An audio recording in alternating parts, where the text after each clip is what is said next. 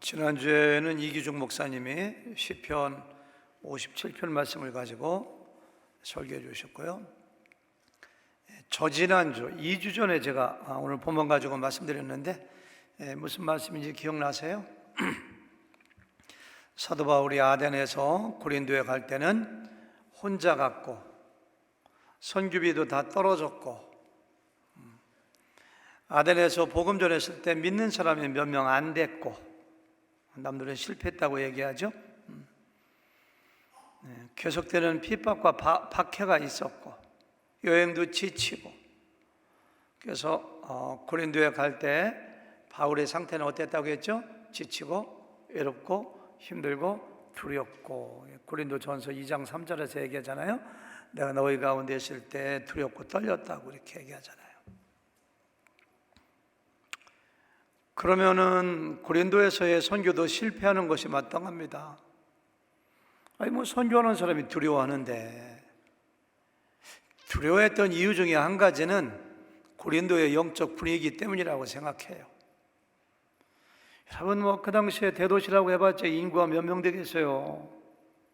많아야 10만 명, 20만 명일 텐데 거기에 정부에서 허가한 그 신전의 여사제들 몸을 파는 창녀들이 1000명이 밤낮으로 활동하니 영적인 분위기가 어떻겠어요? 거기서 바울이 아무리 복음 증거해봤자 아덴에서처럼 실패하는 것은 뻔한 사실입니다. 두려워하고 있는데 영적으로 어두운데 우상을 숭배하는 사람인데 여행 경비도 떨어지고 동역자도 없는데 근데 결과는 반대입니다. 수많은 사람들이 침례받고 믿었어요. 1년 6개월 동안 거기에 거주하게 됐어요. 그 이유가 뭐냐? 제가 저지난주에 3가지로 얘기했습니다. 첫 번째가 뭐죠? 동역자를 통해서 은혜를 주시는 하나님, 프리스길라와 아굴라 같은 사람들, 바울을 위하여 목숨을 버릴 정도 그렇게 신뢰하고 사랑하고, 여러분 인생길을 살아가면서 그런 친구, 그런 동역자가 있어야 돼요. 왜 이렇게 내 주변에 가까운 사람이 없지? 왜 이렇게 외롭지? 그러면은 다른 사람 탓하지 말고 나에게 무슨 문제가 없는가 생각해서 제가 그런 걸 지난번에 말씀드렸죠. 두 번째는 뭐죠? 사역의 열매. 데살로니가에서 디모데가 왔는데 데살로니가 교인들이 얼마나 열심히 기도하고 얼마나 믿음이 성장하고 얼마나 바울을 그리워하고 새 안식일 동안 뿌렸던 복음의 씨앗들이 열매를 맺어서 사도 바울이 너무 기쁜 거예요. 하나님께서 우리 위로해 주실 때 사역의 열매로 위로해 주세요. 저도 마찬가지고 여러분들도 마찬가지고 목자 목녀들도 마찬가지입니다. 목자 목녀들이 지치는 이유가 뭐냐? 사역의 열매가 없으면 지쳐요. 그러니까 세 번째는 뭐라고 했죠? 하나님의 필요를 공급하시는 은혜. 신라가 어디에서 왔다고 했어요? 빌립보에서. 올 때 뭘 가지고 왔어요? 선교 헌금을 가지고 온 거예요. 그 전까지는 열심히 텐트를 만들면서 일하면서 안식일에만 복음을 증거하는데 그 사람들이 온 다음에는 전적으로 익스클루시브리 전적으로 날마다 복음만 증거했어요. 하나님께서는 쓸 것을 공급해 주세요. 여러분과 제가 만약에 불만 있고 불평이 있고 부족감을 느낀다면 탐욕과 욕심 때문이지 사도 바울이 말한 대로 먹을 것과 입을 것이 있으면 족한 줄 알라고 했는데 쓸 것을 공급해 주시는 하나님을 보고 힘을 얻어가지고 1년 6개월 동안 거기 머무르면서 복음을 증거해서 해당장 그리스도와 그 사람을 중심으로 한 온 가정과 각 가족과 고린도에 많은 사람들이 예수님 믿고 침례받았더라. 기억나시죠? 김광희 선생님 기억나세요? 제가 물어볼 걸 잘못했나? 또 기억나시는데. 근데 제가 본문을 가지고 또 한 번 설교하는 이유는 그와 같은 악조건 가운데서 사도 바울이 인내하고 1년 6개월 동안 머물면서 복음을 증거하고 승리할 수 있었던 또 한 가지 요인이 있었는데, 그 요인은 제가 별도로 설교하기 원했어요. 그 요인이 바로 뭐냐? 복음 증거에 대한 열정이 오늘 본문의 큰 핵심적인 주제로 보이는 거예요. 그래서 제가 지난주에 설교할 때는 힘들고 두려울 때 주어지는 하나님의 은혜, 이런 주제로 힘들고 두렵고 어려울 때 하나님의 은혜 주시거든요. 동역자의 은혜, 사역의 열매의 은혜, 필요를 공급하시는 은혜를 주셨는데, 오늘은 설교 제목이 보시다시피 뭐예요? 설교 제목이? 나도 모르겠네. 복음 증거에 대한 열정인가? 예, 죄송합니다. 설교자도 설교 제목을 모르니 침묵하지 말고 말하라 그렇죠. 복음 증거에 대한 열정이에요. 오늘 본문에 보면 그런 열정이 확 부각돼서 나타나요. 제가 아무리 바쁘지만 금년 말까지 끝내야 되거든요. 사도행전 바쁘지만 어떻게 그걸 생략하고 지나가겠어요. 복음 증거에 대한 열정이 두 군데 보이는데요. 첫 번째는 사도 바울에게서 복음 증거에 대한 열정이 보입니다. 두 번째는 하나님에게서 복음 증거에 대한 열정이 보입니다. 오늘 두 가지를 중심으로 같이 생각하면서 여러분과 제가 힘들고 어려울 때, 특별히 이제 곧바로 달라스를 떠나게 되시는 이기중 목사님, 권석찬 목사님, 또 시민철 목사님, 우리 교회 모든 성도님들, 목자, 목녀, 우리 교역자들 모든 분들이 두렵고 힘들고 어렵고 복음에 대한 입이 떨어지지 않을 때 하나님께서 은혜를 주시는데, 우리가 꼭 가져야 될 것은 바로 뭐예요?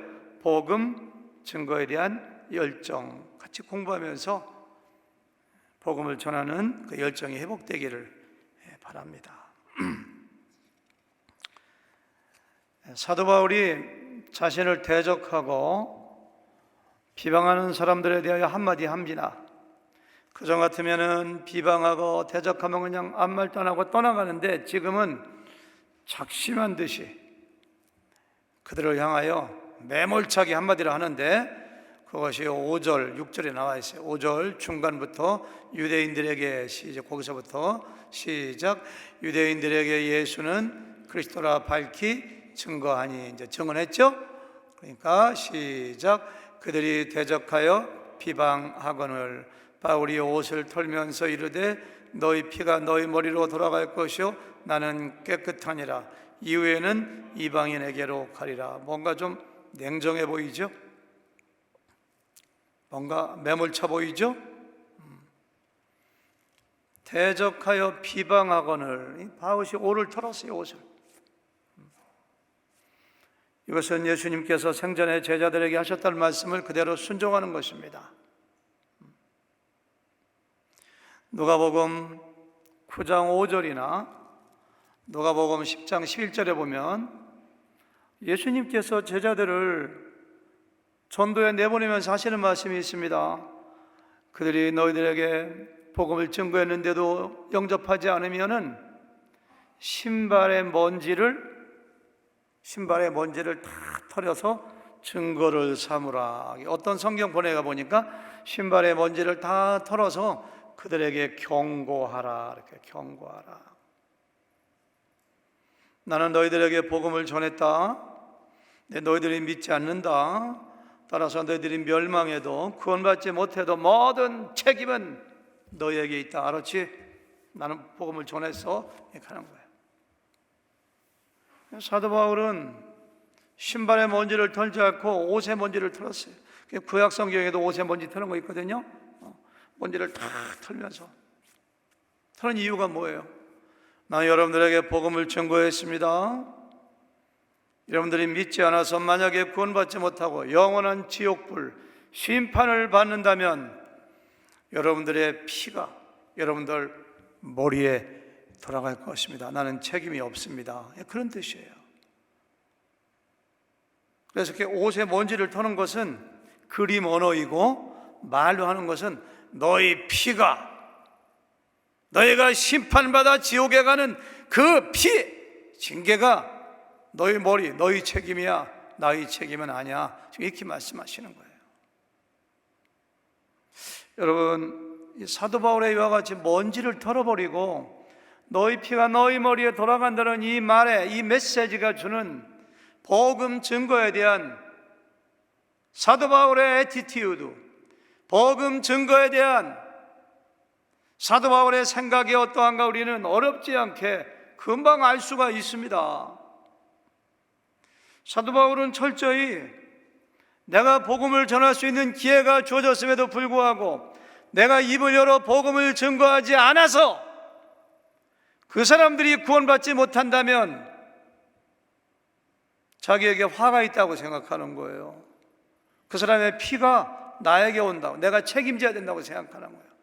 그러나 입을 열어 복음을 증거했음에도 불구하고 그들이 믿지 않는다면 그 책임은 누구한테 있는 거예요? 그게 상대방에게 있다는 사실을 여기서 분명히 하는 거예요.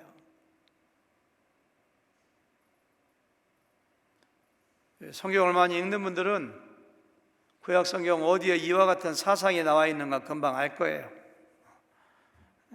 우리 김호재 전사님, 이게 성경 어디에 나오나요?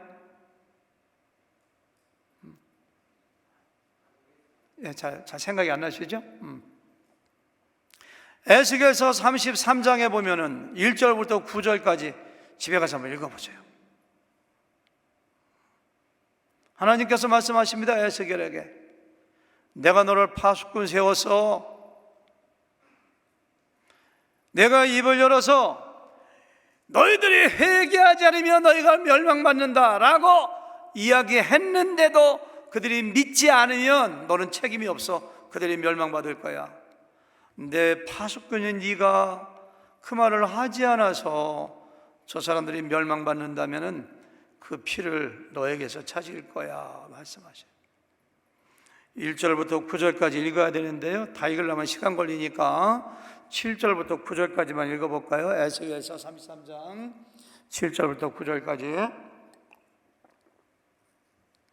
7절 혼자 읽을게요. 너 사람아, 내가 너를 이스라엘 족속의 파수꾼으로 세웠다. 그러므로 너는 내가 하는 말을 듣고 나를 대신하여 그들에게 경고하여라. 우리가 복음 전가하는 것은 하나님을 대신하여 경고하는 겁니다. 8절 내가 악인에게 말하기를 너는 반드시 죽을 것이라 하였는데도 내가 그 악인에게 말하여 그가 악한 길을 버리고 떠나도록 경고하지 않으면, 이렇게 했지, 경고하지 않으면 그 악인은 자신의 죄가 있어서 죽을 것이지만 그 사람이 죽은 책임은 내가 너에게 묻겠다. 무서운 얘기입니다. 9절 내가 악인에게 그의 길에서 떠나서 거기에서 돌이키도록 경고하였는데도 그가 자신의 길에서 돌이키지 않으면 그는 자신의 죄 때문에 죽지만 너는 목숨을 보존할 것이다. 이 파수꾼의 논리, 파수꾼의 원리를 사도 바울이 그대로 적용하고 있는 것입니다.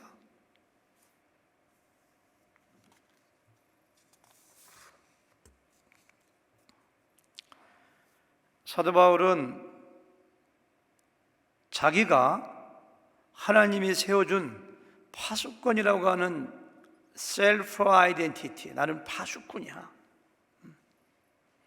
높은 망루에 올라가서 먼저 보는 거거든요. 잠을 안 자고 적군이 쳐들어오면 빰빠바 막 나팔을 불어가지고 사람들을 깨워가지고 전쟁에 대비하게 하고 도망가게 하고, 이 파수꾼이요, 피하게 해야 돼요. 나는 파수꾼이기 때문에 때를 얻든지 못 얻든지 복음을 증거해야 돼. 내가 복음을 증거하지 않으면 나에게 화가 있을 거야. 이와 같은 의식으로, 이와 같은 부담감으로 가득 차 있었던 사람이 우리는 사도 바울인 것을 여기서 알 수가 있습니다. 너희가 만민에게 복음을 증거하라, 땅끝까지 나의 증인이 되라, 이런 모든 메시지가 우리에게 주어졌다고 생각할 때 여러분과 저도 하나님이 세워주신 파수꾼입니다. 믿으시면 아멘. 파수꾼.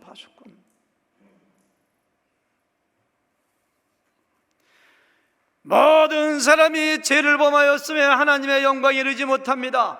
모든 사람이 죄를 범하였음에 죄의 삭은 사망, 죽음, 파멸입니다. 예수님 믿으면 모든 죄를 사함받고 구원받아 하나님의 자녀가 됩니다. 예수님 믿으세요. 그렇지 않으면 파멸뿐입니다. 파멸. 예수님 믿으세요. 이것이 파수꾼의 나팔이죠. 우리가 복음 증가하는 내용이 그거잖아요. 오늘 CCC 간사님 두 분 한국 들어가지만 저는 CCC의 전도 도구인 사형리 굉장히 좋아합니다. 사형리를 저는 사용을 많이 해요, 전도할 때.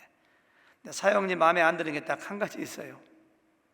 예수님 믿지 않으면 지옥 간다는 얘기를 왜 안 썼는지 모르겠어요. 거기에 예수님 믿지 않으면 죽음입니다. 간접적으로 직접. 우리 권석철 목사님 안 그래요? 억지로 고개 끄덕이시는 것 같은데. 이 CCC에서 사형리 가지고 전도 많이 하거든요. 우리가 파수꾼이야, 파수꾼. 심판이 있다. 주님은 다시 오십니다. 모든 사람은 죄인입니다. 여러분들의 죄로 말미암아 죽습니다. 회개해야 됩니다. 그래야지 구원받습니다. 저같이 소리를 지르지는 않지만은 그런 내용으로 이렇게 다 하는 게 복음 증거거든요. 파수꾼이에요. 내 가족 중에, 내 형제 자매, 친구, 친척 중에, 내 직장에 있는 사람 중에 예수님 믿지 않고 아직 죄 가운데 그대로 있는데 복음 증거하지 않고 파수꾼이 나팔 불지 않고 가만히 있는다면은 사도 바울이 내가 복음을 전하지 않으면 내게 화가 있으리로다. 하나님께서 나에게 책임 물을 것이다. 내가 책망받을 것이다. 그런 생각이 있다면은 우리가 어떻게 복음을 증거하지 않을 수가 있겠습니까? 복음 증거해야 돼요. 여러분들 논리적으로 봐도 참 이상한 거 아니에요? 내가 예수님 믿어 의롭게 되어 구원받아 천국 간다는 거 확실히 믿고 있어. 믿지 않으면 지옥 간다는 거 믿고 있어. 그런데 옆에 있는 사람이, 아니 내 아들이, 내 딸이, 부모가, 형제 자매가 예수님 안 믿고 언제 죽을지 모르는데 아무 말도 안 하고 침묵을 지키며 마음속에 아무런 부담을 느끼지 않는다면 둘 중에 하나입니다. 내가 예수님을 믿지 않거나 구원받는 걸 내가 잘 믿지 않거나, 아니면은 그 사람 내가 미워해서 저 사람 천국 가면 안 돼 하거나, 뭐해 도대체가? 뭐해? 바울에게는 그와 같은 부담이 있었던 거예요. 마스크 쓰신 채로 그냥 눈으로 말해도 잘 안 들리니까 옆 사람들에게 당신은 파수꾼입니다 한번 하시겠어요? 당신은 파수꾼입니다. 저도 파수꾼입니다. 나팔을 풀어야 돼요. 나팔을. 우리는 나팔수예요. 나팔수. 사도 바울은 복음 증거에 대한 그와 같은 거룩한 부담감에 열정으로 가득 차 있었기 때문에 두려움과 외로움과 어려움 가운데서도 고린도에서 1년 6개월 동안 머물며 복음을 증거해서 수많은 사람들을 믿고 구원받게 한 것을 알 수가 있어요. 여러분과 저는 파수꾼의 사명을 감당하시기 바랍니다. 혹시 한국 가시는 분들 계신가요? 한국 가서 믿지 않는 우리 교회 어떤 집사님이 이번 주에 한국 가시는데 그러시더라고요. 왜 가세요? 하니까 병원에도 가야 되고 또 믿지 않는 친척 누구에게 복음 전가해야 된다고, 아프신 분도 있고 그런 얘기 하더라고요. 우리 한국을 가고 어디 여행 가도 그냥 가는 것이 아닙니다. 파수꾼, 나팔 불러 가는 건 나팔 불러. 아멘? 네. 두 번째, 복음 전거에 대한 하나님의 열정인데요, 우리가 읽었던 6절은 사도 바울이 했던 이야기고요, 9절과 10절은 그 말씀에서 복음 증거에 대한 하나님의 열정이 포함되어 있어요. 같이 읽어보실까요? 9절 시작. 밤에 주께서 환상 가운데 바울에게 말씀하시되 두려워하지 말며 침묵하지 말고 말하라. 내가 너와 함께 있음에 어떤 사람도 너를 대적하여 해롭게 할 자가 없을 것이니 이는 이 성중에 내 백성이 많음이라 하시더라. 9절을 보니까 두려워하지 말며 침묵하지 말고 말하라. 제가 지난 시간에 얘기했죠. 사도 바울이 두려워하고 있었다고. 사도 바울이 왜 이렇게 두려워하고 있었는가? 8절로 보면 알아요. 8절. 그 앞에 있는 8절 말씀 시작. 또 해당 장 그리스도가 온 집안과 더불어 주를 믿으며 수많은 고린도 사람도 듣고 믿어 해당장 그리스도가 믿었고 집안이 믿었고 수많은 고린도 사람들이 믿었어요. 그런데 왜 두려워? 그런데 9절 가서 두려워하지 말고 이렇게 나가요. 김광희 이사님 8절에 해당장에 믿었고 집안이 믿었고 고린도 사람이 믿었는데 9절 보니까 하나님께서 갑자기 너 두려워하지 마, 침묵하지 마, 입을 열어 복음 전해야 돼. 근데 8절하고 9절하고 어떤 관계가 있을까요? 많은 사람들이 믿었는데 바울이 왜 두려워했을까요? 그거 알아맞추면 대단한 분입니다. 예? 마이크 대고 잘 안 들려요. 시기하는 사람들이 와, 대단하십니다. 여러분들 무슨 비시디아 안디옥에서 이고니온에서 루스드라에서 빌립보에서 베레아에서 보면은 믿는 사람이 생기지 않을 때는 박해가 없었어요. 왜? 시기하거나 질투하는 사람이 없었으니까. 내 바울이 어디 가든지 복음 전가하여 수많은 사람들이 믿고 돌아오면 그때 유대인들이 아이고 겉으로 보기야 아무것도 아닌 사람한테 왜 이렇게 쏠려 해가지고 시기하고 질투하고 많은 사람이 믿으면 그때 떼거리로 몰려와서 회방하고 방해하고 돌로 치고 감옥에 가두고 때리고 그런 정신이 나타나요. 그래서 사도 바울은 그 법칙도 알아요. 직감적으로 알아요. 해당장이 믿었지, 집안이 믿었지, 수많은 고린도인들이 막 믿고 돌아오지. 그러니까 사도 바울이 그 다음에 올 것은 돌로 맞거나 감옥에 가거나. 11절부터 보면 나오잖아. 실제로 그렇게 12절부터 보면 유대인들이 일어나가지고 사도 바울을 가이오 총독에게 데리고 고발하는 거 알잖아. 감옥 집어넣으라고 하잖아. 바울이 그거 몰라 알죠. 그러니까 바울이 옛날처럼 이것을 떼어야 되겠는데, 아니면 내가 좀 템포를 조절해가지고 당분간 복음을 전하지 말아야 되겠는데 내가 이거 빨리 떠내야지 안 되겠어. 치고 빠지는 전략으로 그렇게 생각했는지 몰라요. 그때 하나님께서 환상 중에 나타나서 하신 말씀이 두려워하지 말며 침묵하지 말고 말하라. 이렇게 침묵하지 마라.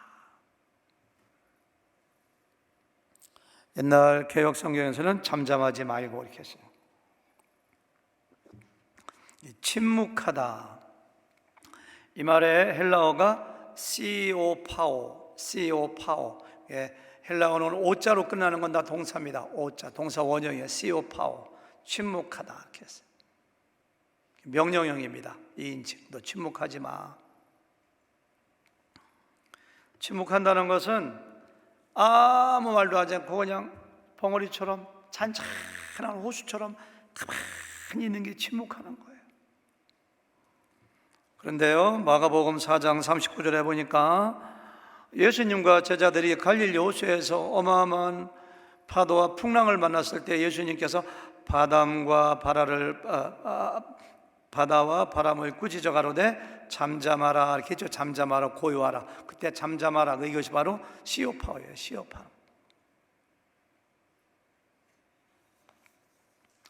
누가복음 19장 37절 이하에 보면은 예수님께서 어린 아기 새끼를 타고 예루살렘에 입성하시는데 수많은 사람들이 그냥 호산나 호산나 막 하나님을 찬양하고 노래 불러요. 그러니까 시기 질투하는 유대인들이 예수님에게 저 사람들 좀 조용히 시키세요 그러니까 예수님이 저 사람들이 잠잠하면 하나님께서 이 돌들로 하여금 소리치게 했을 거예요. 그때도 저 사람들이 잠잠하면 그때도 시오파예요. 시오파오.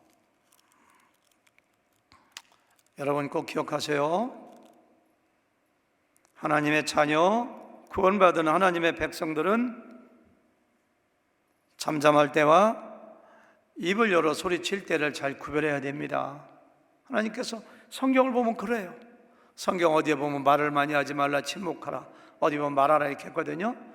여러분들 정말로 구원받아 하나님의 자녀, 하나님의 백성 되었으면은 내가 말을 할 때가 언제인지, 침묵할 때가 언제인지 반드시 알아야 됩니다.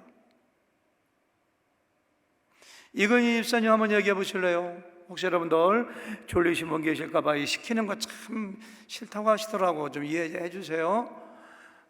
이건희 집사님, 우리가 침묵해야 될 때가 언젠가요? 싸울 때요. 싸울 때. 그러니까 손으로 치지 말로 하지 말라 이거죠. 싸울 때 말로 실수하지 않게. 그렇죠. 네, 감사합니다.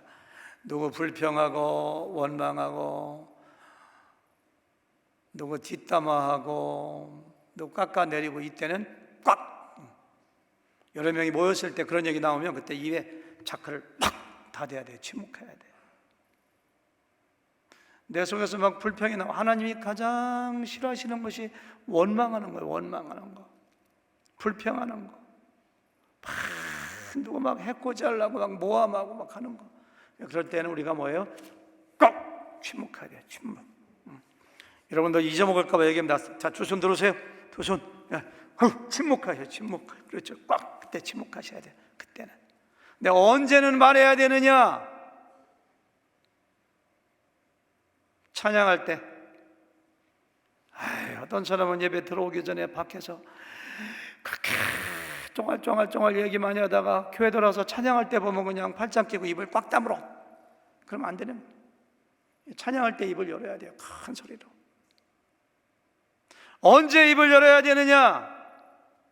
하나님 말씀을 증거할 때, 복음을 증거할 때, 목장에서 말씀을 나눌 때, 누군가를 격려할 때, 누구를 칭찬할 때, 그때는 입을 팍 열어야 돼요. 열어야 돼요. 만약에 여러분들이 침묵해야 될 때 원망하고 불평하고 짜증하고 누구를 모함하고 나쁘다고 이야기할 때만 하나님께서 잠잠하라, 고요하라, 씨오 파오. 그것이 하나님께서 하는 거예요. 입을 열어야 될 때 입을 열지 않으면은 잠잠하지 말고 입을 열어 말하라 이렇게 할 거예요. 그리고 우리가 잘 구별해야 돼요. 세상 사람들은 거꾸로 살아요. 근데 우리는 하나님께서 말하기 원하실 때 말하고 하나님께서 잠잠하기 원하실 때 우리가 침묵하는 여러분과 제가 돼야 돼요. 하나님께서 사도 바울에게 침묵하지 말고 말하라고 하는 두 가지 이유가 있는데요, 10절에 나타나 있어요. 10절에 내가 너와 함께 있음에 어떤 사람도 너를 대적하여 해롭게 할 자가 없을 것이니. 우리 성경 번역은 이게 안 나와 있어요. 근데 영어 성경이나 헬라에 보면은 앞에 왜냐하면, 너 침묵하지 말고 말해야 되는데 왜냐하면 내가 너와 함께 있음에 어떤 사람도 너를 대적하여 해롭게 할 자가 없사오니. 그 영어 성경 NIV로 볼까요? For 이렇게 for 밑에 왜냐하면 I am with you, 내가 너와 함께 있어. And no one is going to attack and harm you. 너를 공격하고 해롭게 할 사람이 없기 때문에 두려워하지 마, 그리고 침묵하지 마, 말해, 이렇게 말씀하시는 거예요. 우리가 왜 복음을 증거하지 않는가? 꼭 복음을 증거했으면 좋겠는데 자꾸만 입을 떼기가 싫어요. 저도 그런 걸 느껴요. 그 이유가 뭔지 알아요? 이 얘기했다 망신당하는 거 아니야? 분위기가 어울리지 않는데 욕먹는 거 아니야? 내가 비난받는 거 아니야? 어떤 두려움이에요. 두려움. 복음 전한다고 감옥에 가는 건 아니지만은 사람들에게 돌 맞는 거 아니야? 비판받는 거 아니야? 그래서 입을 꽉 다물고 있거든요. 그때 하나님께서 말씀하시는 것이 I am with you 이렇게 해서 No one attack you and harm you. 어느 누구도 너를 공격하거나 해롭게 할 자가 없어. 우리가 만약에 복음 전가하다가 욕먹으면 영광이죠. 상 받는다는 거에 증거입니다. 증거. 바울에 대한 하나님의 이 약속은 12절부터 그대로 약속이 이루어집니다. 제가 시간 관계상 다 읽진 않겠습니다만 유대인들이 시기하고 질투하여 갈리오 총독에게 사도 바울을 끌고 가가지고 이 사람이 우리를 유혹하고 우리를 현혹하고 엉뚱한 거 가르치니까 감옥에 집어넣으라고 그냥 죽이려고 막 모함하잖아요. 가이오가 무슨 말 하는지 아세요? 야, 이 사람이 무슨 뭐 치안을 어지럽히고 도둑질하고 강도하고 했으면 내가 재판하겠지만 너희 종교에 관한 것이라면은 나는 그럼 노타치, 너희들이 알아서 해. 그들을 내쫓아 버려요. 세상에. 하나님이 그들을 도와주시는 거예요. 하나님이 바울을 도와주시는 거예요. 약속이 즉각 이루어져요. 16, 17절 읽어볼게요. 그들을 시작. 그들을 법정에서 쫓아내니 모든 사람이 해당 장소 손해들을 잡아 법정 앞에서 때리되 갈리오가 이 일을 상관하지 아니하니라. 꼭 기억하세요. 하나님께서 우리에게 복음 증거할 때 지켜주십니다. 복음 증거할 때 도와주십니다. 지난 금요일 날 나의 도움이 어디서 올까? 천지를 지으신 하나님에게서로 다니는데 무슨 나쁜 짓 하고 죄 짓는데 하나님이 왜 도와주시겠어요? 그래도 일반 은혜로 하나님께서 도와주실지 모르지만 하나님께서는 하나님 말씀에 순종하고 특별히 복음 증거할 때 우리를 도와주세요. 마태복음 28장 18절 20절 잘 알잖아요.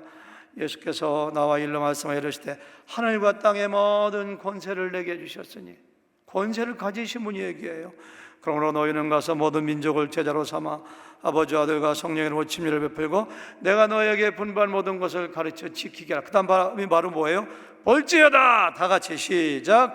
내가 세상 끝날까지 너희와 항상 함께 있으리. 어떤 사람에게? 땅끝까지 복음 증거하고 그런 사람들에게 볼지어다. 내가 세상 끝날까지 너희와 항상 함께 있겠다. 이 약속이 지금도 여러분과 저에게 유효합니다. 옛날에 어떤 목사님이 와서 풍요하시는데 했던 말씀은 저는 지금까지 귀에 생생해요. 그때는 전도사님이셨죠. 이런 얘기 하시더라고요. 내가 하나님이 일할 때 하나님이 나의 일을 하신다. 성경에 직접적으로 나온 얘기는 아니지만은 내가 하나님 일할 때 하나님이 나를 지켜주시고 나를 도와주세요. 나 혼자 내 힘으로 나 혼자 잘 살고 잘 먹고 나 혼자 누리려고 노력할 때 하나님의 도움이 생각하는 것처럼 우리에게 많이 임하지 않을지 몰라요. 우리가 열심히 주님이 하나님이 가장 기뻐하시는 복음 증거할 때 하나님께서 I am with you. 어느 누구도 너를 비방하지 못해, 해롭게 하지 못해. 내가 지켜줄 거야. 이 약속을 들으시는 여러분과 제가 되길 바랍니다. 아멘. 또 한 가지 이유가 있어요. 이는 성중에 내 백성이 많음이라 하시더라. 영어로 because I have many people in this city. 이 성에 내 백성이 많이 있으니까 너는 두려워하지 말고 침묵하지 말고 입을 열어 얘기해야 돼. 이렇게 말씀하시는 것을 여기서 볼 수가 있어요. 여기 나오는 내 백성이 누구를 얘기하는 걸까? 내 백성, 복음을 딱 증거하면 쉽게 믿을 사람들. 이 전도하다 보면은 어떤 사람은 차돌맹이 같아서 죽어도 안 믿는 사람이 있어요. 어떤 사람은 복음 전하면 그냥 준비한 듯이 그냥 열심히 영접하는 사람들이 있어요. 이런 사람들은 하나님의 백성이에요. 에베소서 1장에 나온 대로 4절 5절에 보니까 하나님이 창세 전에 택하시고 예정하신 사람들, 복음을 증거하면 팍 받아들여요. 이런 사람들이 고린도에 많이 있으니까 너희들이 보기에 고린도가 성적으로 타락하고 음란하고 창녀들이 많고 우상을 숭배하고 믿을 사람이 없는 것 같지만 이 성에는 내가 택하고 예정하고 구원하기로 작정한 사람들이 널려 있는데 내가 복음을 증거하지 않으면 저들이 어떻게 믿겠느냐. 그러니까 네가 입을 열어, 두려워하지 마, 입을 열어 복음 증거해. 그러면 저들이 믿을 거야. 하나님의 말씀이 지금 이거 여기서 해주시는 거예요. 우리가 여기서 한 가지 깨달아야 될 진리가 있습니다. 아무리 하나님께서 택하시고 예정하셨지만 그 사람들이 저절로 구원받는 거 아닙니다. 하나님은 뭘로 구원하시기를 기뻐하셨어요? 복음을 듣고서. 우리가 복음을 전할 때 그 사람이 복음을 듣고 그리고 믿고 구원하는 것을 하나님이 계획하시고 만들어 놓으신 거예요. 진공 상태에서 아무것도 일어나지 않는 것처럼 복음을 증거하지 않으면 아무리 예정하고 택정해서도 구원의 사건이 일어날 수 없어요. 물론 내가 증거하지 않으면 돌들이 소리질러 예친다고 했으니까 내가 복음 증거하지 않으면 하나님께서 구하시고자 작정한 사람들은 다른 사람 통해서 반드시 복음을 전하게 하죠. 근데 나에게는 상급이 없어요. 그렇게 말씀하시는 거예요. 우리가 너무 잘 아는 말씀이지만 로마서 10장 13절 14절 시작. 누구든지 주의 이름을 부르며 잔정 구원을 받으리라. 그런즉 그들이 믿지 아니하는 이를 어찌 부르리요? 듣지 못한 이를 어찌 믿으리요? 전파하는 자가 없지요.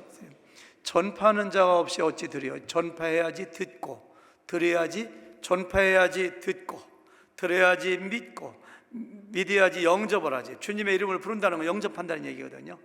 듣는 게 제일 먼저예요. 누가서 전해야죠. 바울아, 두려워하지 마. 침묵하지 말고 말해야 돼. 왜? 여기 내가 택하고 예정하고 구원하기로 작정한 사람들 많이 있는데 내가 말을 해야지 그들이 구원받지. 그 말씀하시는 거거든요.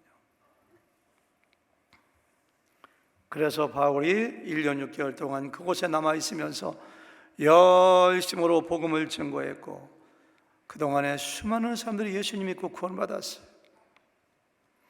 사도 바울이 13권의 서신서를 썼는데요, 로마서라든가 고린도전서에 면밀하게 조사해 보면은 고린도에서 나온 정성스러운 주님의 제자가 굉장히 많아요. 로마서 16장, 그러니까 로마서가 고린도에서 그 로마로 쓴 편지거든요. 그러니까 16장 맨 마지막에 보면 이렇게 해요.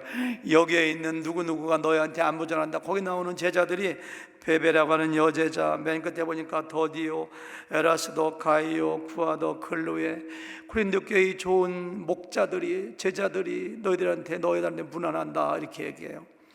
고린도전서 16장에 보면은 이 고린도전서에 편지 쓰면서 그런 얘기합니다. 스데바나에게 안부 전하라, 부도나도에게 안부 전하라, 아가이고에게. 고린도에서 수많은 주님의 제자가 나온 거예요. 왜? 하나님의 사람들이 많이 있었거든요. 그 사람들이 어떻게 주님의 제자가 됐느냐? 나의 백성들, 내가 입을 열어 복음 증거할 때 그들이 구원받고 나의 제자가 될 수 있어요. 그래서 수많은 제자가 거기서 나온 것을 알 수가 있습니다. 저는 이 시간 여러분들이 두려워하지 말고 침묵하지 말고 말하라는 주님의 음성을 좀 들었으면 좋겠어요.